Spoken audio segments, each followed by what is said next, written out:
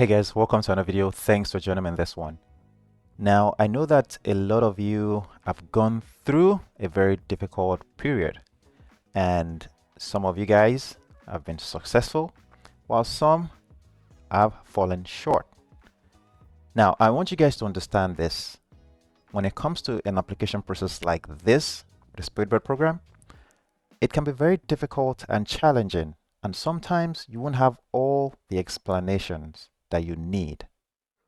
But here's something that I want you guys to benefit from this channel and from this community that I aspire to make, and hopefully a lot of people can benefit from, is that no matter the situation we find ourselves, no matter the outcome of our efforts, we have to learn to be able to come back together and talk about it. Now, unfortunately, I do not have the ability to talk to you guys individually. And I mean, considering the number of people that at least watched some of these videos, but I would love to do that. And I would love to be able to do that with you. And that's why I try to connect with you guys through Instagram. And thanks to those of you that have reached out to me, even just to say thank you. Okay. I appreciate it all. But let's talk about the Speedbird program. The application closed yesterday. And by the way, I've been working for the past 3 days. So it's been a difficult thing to try to keep up with all the information and all the things that are going on, but I've managed to do that because I really do care about a lot of you guys, and I know that a lot of you guys have put in the hard work. So let's talk about this. Now, one of the things that we do as pilots, and I hope that you guys will eventually become one, is that you have to talk about a debrief. So before a flight, you brief, right? You talk about what will happen on the flight with your captain, with your crew members. You do what they call a crew briefing. Once you conclude the flight, whether it went successfully or not, all right, maybe you made it to your destination or you had to divert, whatever the outcome of the flight is, you still have to come back and then talk about a debrief. What went well? What could we do better? What did we learn? What didn't go well? All those factors do play a big role in your future flights, and that's how you become better. And I want you guys to make sure that you learn something from this experience. No matter the outcome, whether you were successful or unsuccessful, understand that you have a lot to learn in this. This is a great learning opportunity, and we're going to talk about it in this video. Like I said, I won't be able to talk about everyone's experiences, but I've just been able to gather a lot of information based on what I've been told or what has been shared with me. So let's get into it. I'm going to share my screen with you, so I may have to minimize myself eventually, so bear with me. Now, like I said, this is a debrief.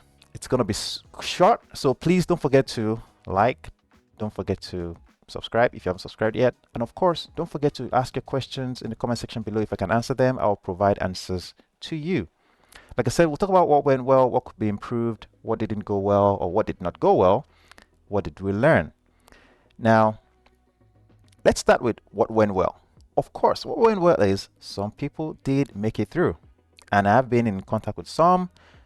They've been able to share some feedback with me on, how the videos helped, and I'm grateful that it helped some of you guys. And I hope that I can continue to provide such a valuable, whether it's information, whether it's knowledge to you.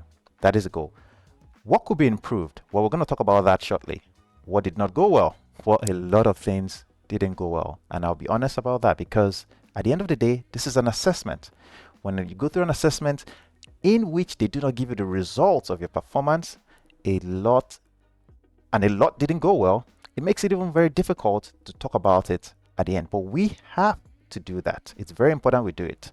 So whether we have the results, as long as we know that we did not get through to the next phase, we need to talk about it. So we're going to talk about that shortly.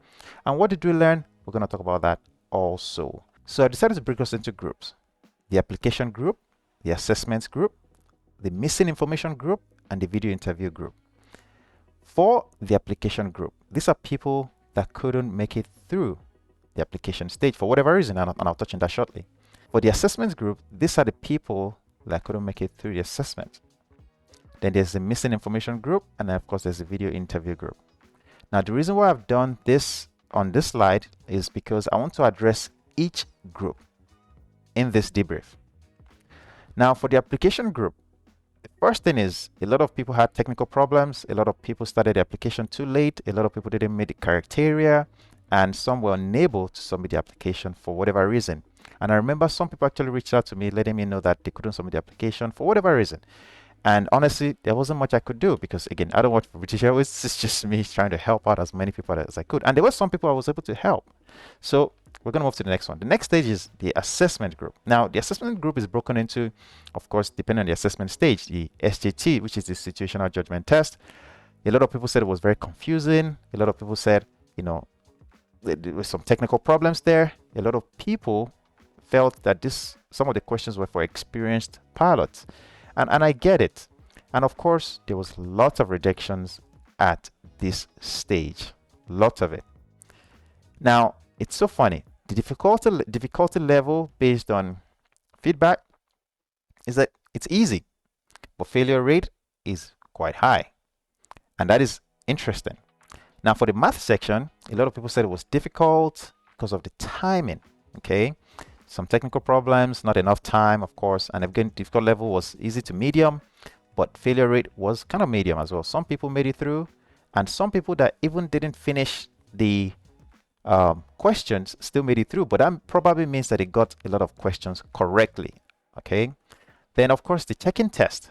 A lot of people that didn't make it through was just due to timing. That was mostly it. It was easy to medium as well in terms of difficulty level, but failure rate was kind of high due to time. Now, the misinformation group, all right, this is the group in which, like I said, I called it misinformation because we don't know exactly what went wrong with this group. And this is a group of people that actually submitted they submitted the application, they did the assessments, they made it through all the assessments, and after a few days or so, they still got a rejection letter or an unsuccessful letter, pretty much telling them they were unsuccessful. And the reason is because, again, they wouldn't tell you the reason. It's unknown. Now, from my own just logical thinking here, there are various reasons, but a few of them that I could really say are the CV. Maybe they didn't really state a lot of pilot competencies or transferable skills. The other one is your essay. Maybe you didn't have a very good essay, or you didn't really answer the question that you were asked. And of course, maybe the criteria, application criteria, and of course the unknown that we do not know what British Airways is looking for. So it's very important to understand something here. Learning point here is, look at your essay, look at your CV. Ask yourself if you do have the necessary transferable skills. Look at the pilot competency skills that I've shared or that you can Google, and try to ask yourself if you did put in the effort to make sure your CV was pretty good and to make sure that your essay was good. So that's the misinformation group. So what can we learn from this? First thing is there's a lot to learn. We have to learn from the SJT, all right, the situation judgment test.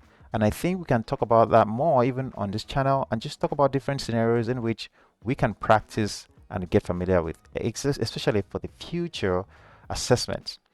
The math section, I really think, is really up to you. It's really down to you practicing and timing yourself. If you can gather a few questions and time yourself, give yourself, something extreme, and practice with that. Practice going through the questions quickly. Practice going through solving the problems. I believe you will learn from that, especially if you're thinking of applying for this type of programs in the future. Check-in test, again, is practice as well. There's nothing much you can do about that. Stay up to date with the news about the airline. That would help you with your situational judgment test. And of course, last but not least, prepare your CV and then update it over time. Now, I'm thinking of actually doing a lot of sharing more information on CVs and how we can even make your CVs better. And the whole idea is if you can have a good CV, a good working CV, you can only just work on updating it over time. And that's the good thing about your CV. You just need to update it over time. Now, there's something also that I would like to share with you guys. For some of you guys that do not have any maybe technical backgrounds, or maybe some of you don't have any aviation backgrounds, my recommendation is look into aviation organizations that you can be part of. Look into finding mentors that can help you and connect you with aviation resources so that you can start building that background in your CV. Remember, when they are going to invest about £100,000 in you or into your training, they want to make sure that you have the right skills and knowledge to be able to succeed. And that's the reason why, you're going through all these assessments and checking your CVs and checking your essays to make sure that you have the good uh, qualities that they want in people. And of course, I have a quote at the bottom here, which is, tell me and I forget, teach me and I may remember, involve me and I learn, by Benjamin Franklin. The whole idea of all of this is to make sure that we have gained something from this experience. I do not want anybody to be discouraged. I do not want any of you to feel like it's so difficult to become a pilot.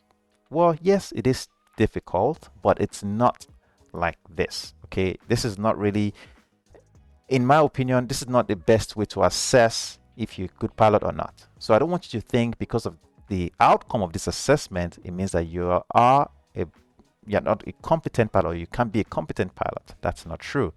So do not be discouraged about the outcome, okay? Rather, be encouraged, be motivated, and be more focused in achieving your goal. The last group is the video assessment group. I wish you guys the best of luck.